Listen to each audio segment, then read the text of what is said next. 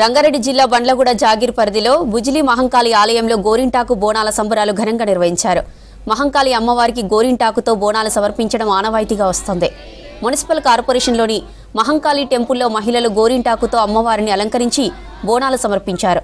మహిళలందరూ గోరింటాకును తీసుకొచ్చి ఒక్కచోట వేసి రోళ్లలో దంచి గోరింట ముద్దగా తయారు చేశారు. ముందుగా అమ్మవారికి గోరింటాకుతో అలంకరించారు మహిళలు. అనంతరం తమ చేతులకు గోరింటాకుతో అలంకరించుకున్నారు మహిళలు. గోరింటాకు అందంతో పాటు ఆరోగ్యాన్ని ఇస్తుందన్నారు బండ్లగూడ జాగీర్ కార్పొరేషన్ తాజా మాజీ మేయర్ లత.